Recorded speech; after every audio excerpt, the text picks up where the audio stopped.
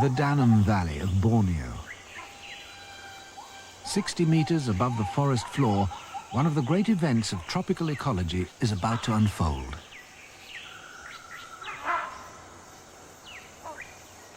A family of rhinoceros hornbills are the first to discover the site.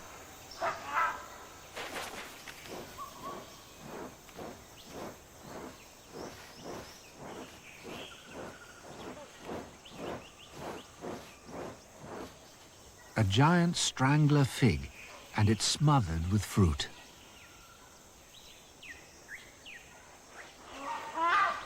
The hornbills have just landed in a world of overwhelming choice.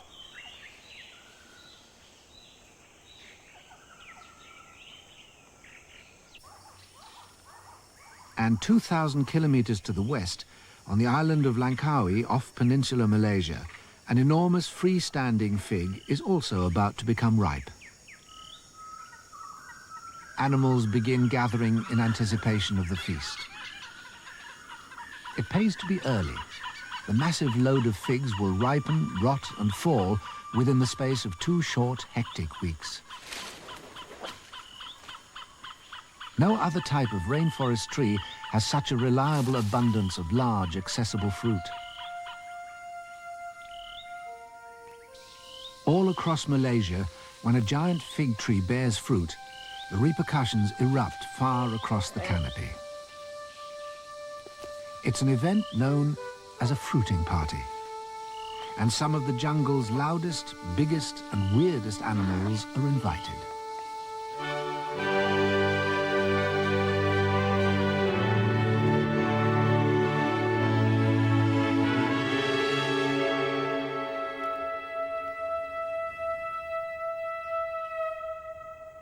The difficult bit is finding the party.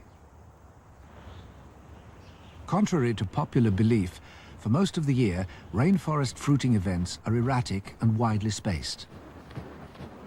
Fruit eaters, like this bar-pouched wreathed hornbill, patrol vast stretches of forest in search of figs. Powered by appetite, hornbills are the unofficial jungle party spotters. They may pass straight over less desirable fruit, traveling kilometers further for the chance of discovering a fig crop. Once found, figs are a gift. They're easy to pick and rich in carbohydrates, protein and water. It's the hornbill El Dorado.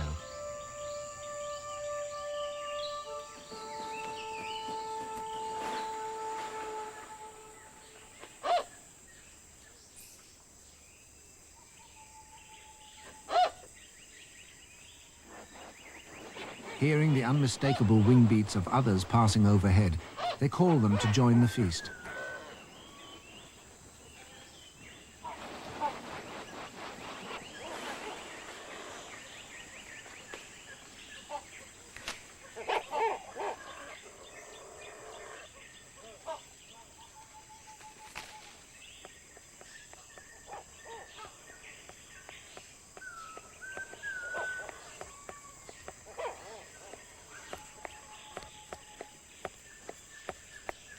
It may seem as though the strangler fig is under attack.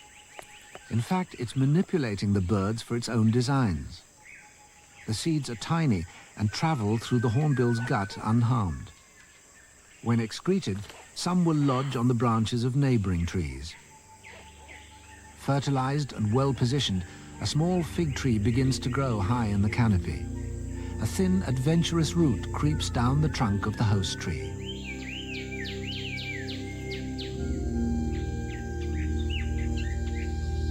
Eventually, the strangler reaches the forest floor. The root thickens, becomes a trunk, and begins to send water and nutrients to the young plant 60 meters above. It's the ultimate head start in the rainforest race for light. For the hijacked host, it's the beginning of the end. In its place is a tree that lures animals from all over the forest, including the giant tree squirrel. It's a long haul up, but once here, Borneo's largest tree squirrel has an unlimited supply of figs.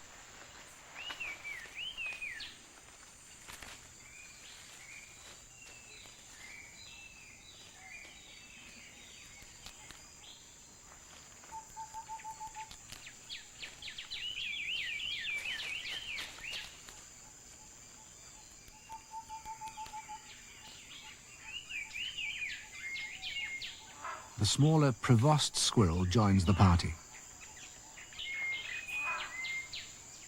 So does the binturong, Malaysia's largest species of civet.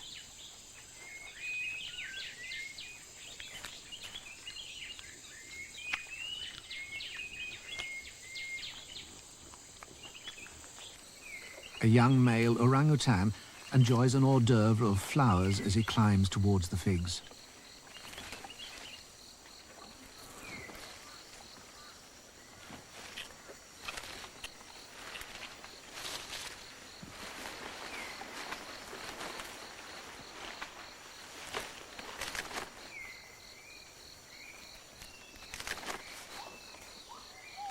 The commotion attracts the greatest fig fanatics of all.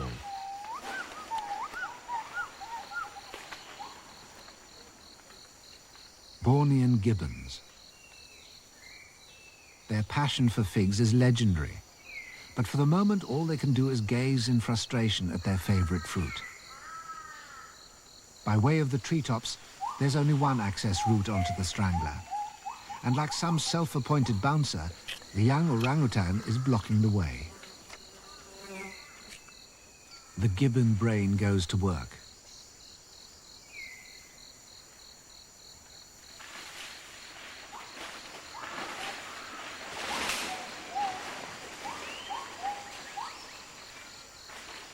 They've made it.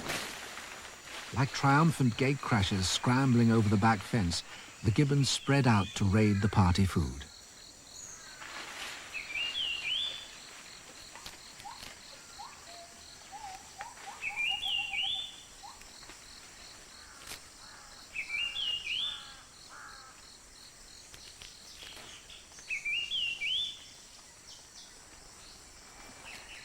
The calm is short-lived.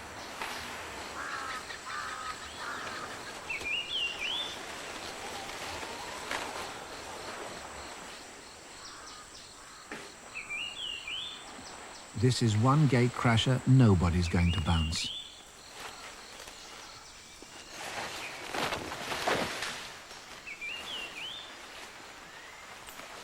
The largest fruit eater of the canopy, a mature male orangutan.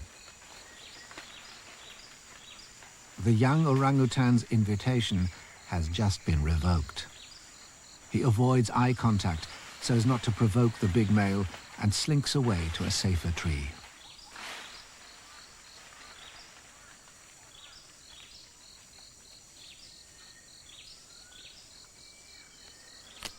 Supremely confident, the giant male is in no hurry.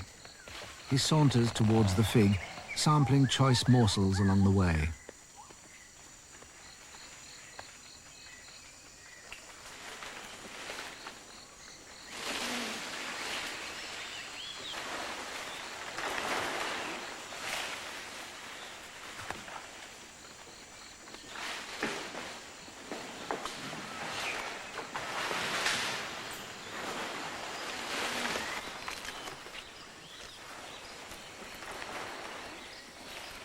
The young male can only chew on tough bark and watch helplessly from afar as the king of the swingers devours almost everything in sight.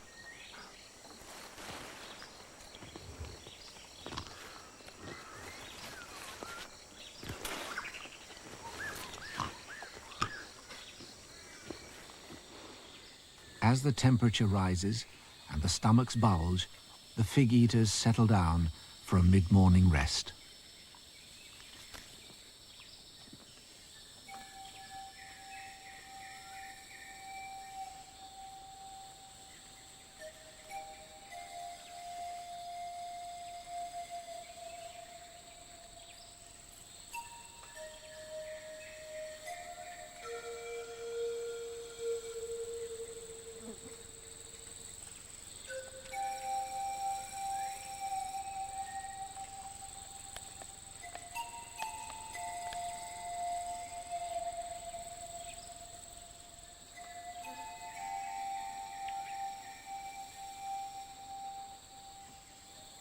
Only the young rhinoceros hornbills challenge the peace with some bill jousting practice.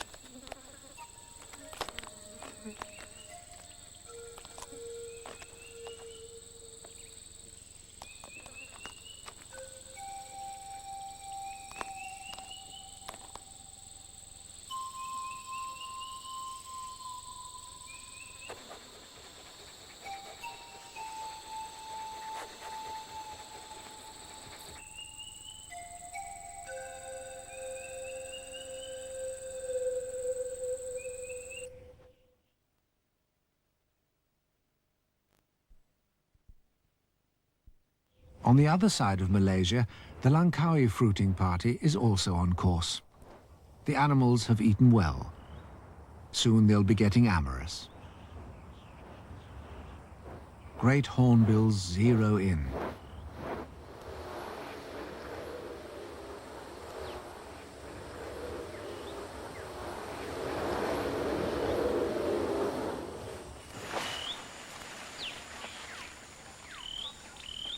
It's not just food the parties provide. They also enable large numbers of the same species to gather socially.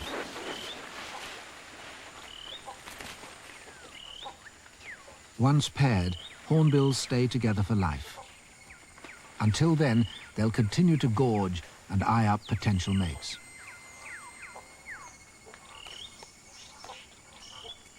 This particular fig happens to coincide with the main fruiting season of many of Langkawi's other rainforest trees. Such a bonanza of food inevitably leads to one thing: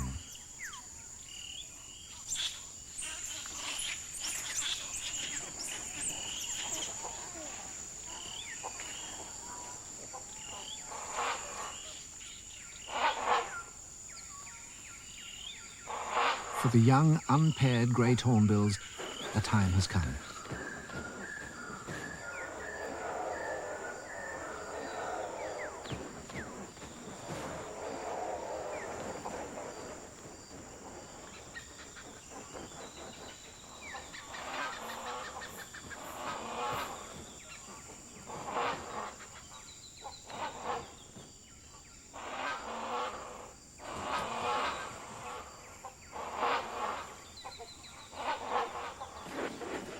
The first clashes are tentative. But with prized females watching, the young males soon turn up the heat.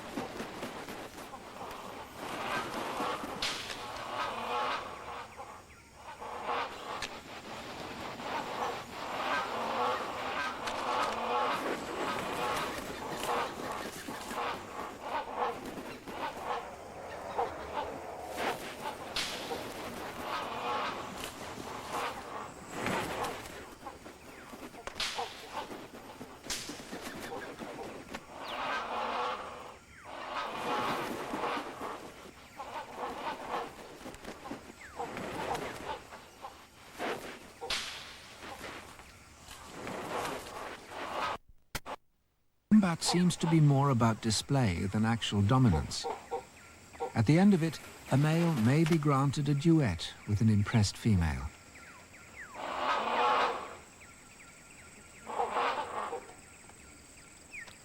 To cement their bond, the female must accept a food offering. If she passes the fig back, he has to try again.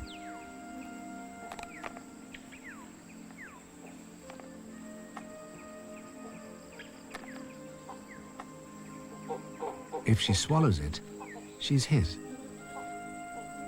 All over the tree, males endure the same suspense.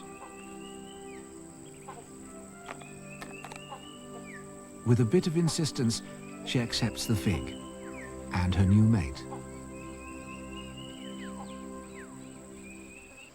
Now they must find a vacant hole to nest in.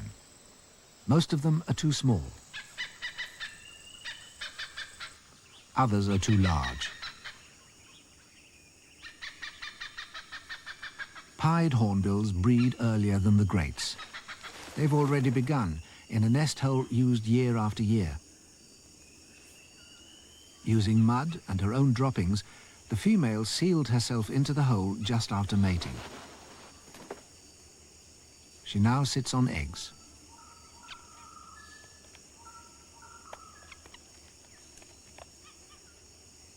Throughout the nesting period, the male offers fresh materials for repairs.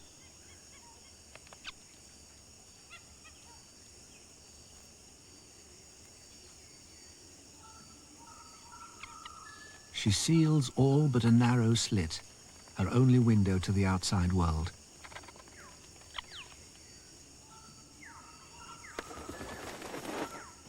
This is the reason for hornbill monogamy. For almost 3 months, the female is totally dependent upon the male for all of her food. He, in turn, has to trust that the female will endure the heat and confinement and not break out and abandon the eggs.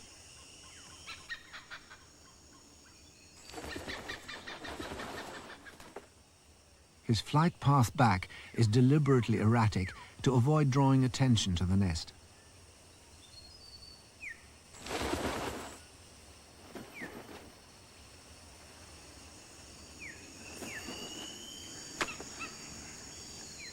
They're quiet at the nest.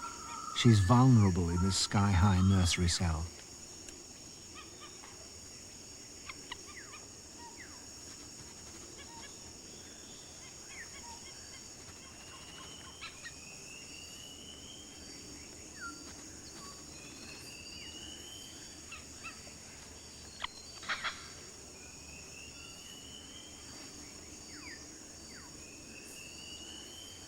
Waste, like skin and seeds, are passed out for disposal elsewhere.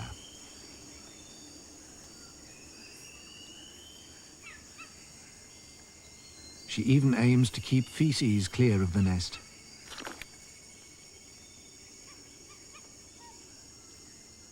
And she'll need to. She still has 2 months to go.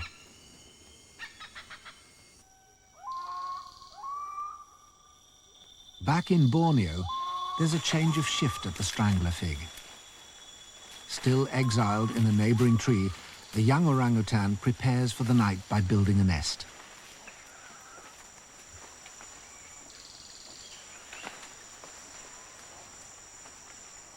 The last hornbills fly from the strangler. A rainforest fruiting party is no place to sleep.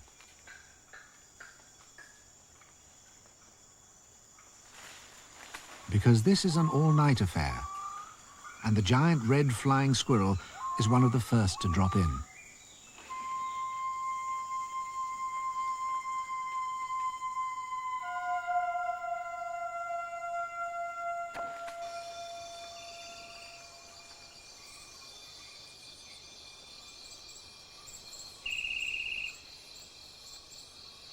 The flying squirrel is cautious at first. Fruiting parties are a magnet for predators.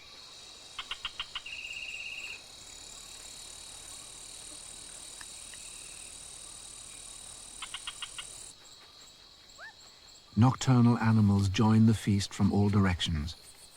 A common palm civet begins the long climb up from the forest floor.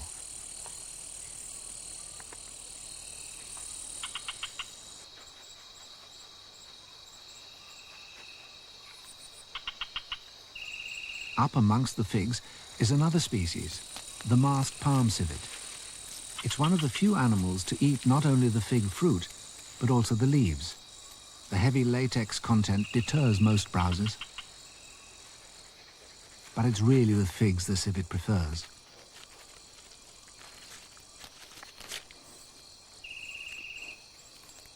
It's not an expert climber. Nevertheless, it's prepared to chance perilously thin branches and lianas to get at them.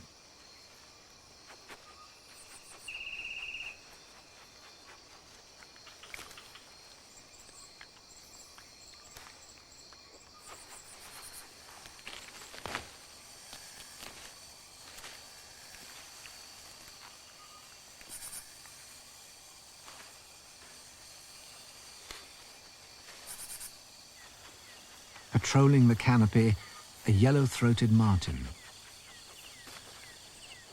It's also headed for the fig, but it's caught the scent of something even more to its liking in a neighboring tree. The martin is a notorious nest robber.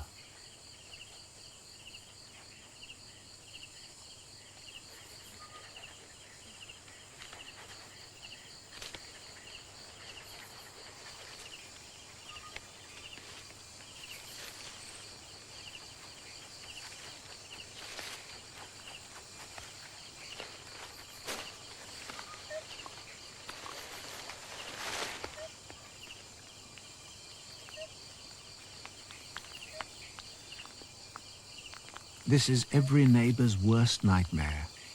Not only is there a rowdy party next door, but a wandering partygoer breaks in and starts eating the children.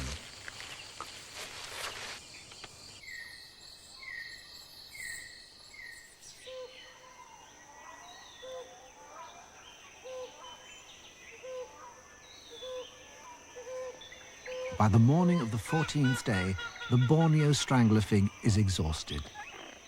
The fruit has begun to ferment.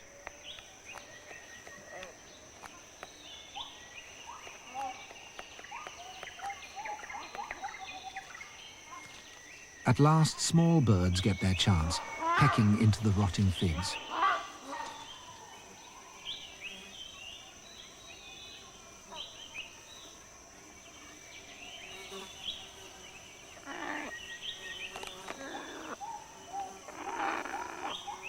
It's time to find another party.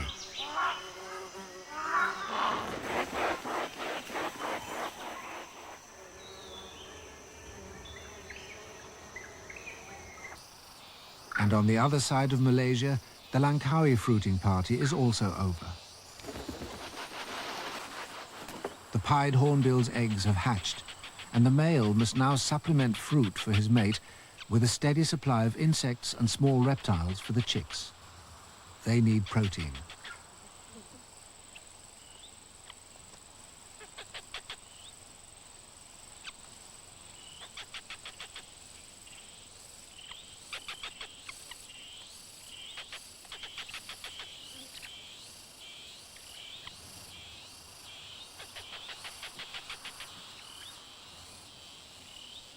We are only just beginning to understand the elegant complexities of these relationships between rainforest figs, hornbills, and the other fig-eating animals.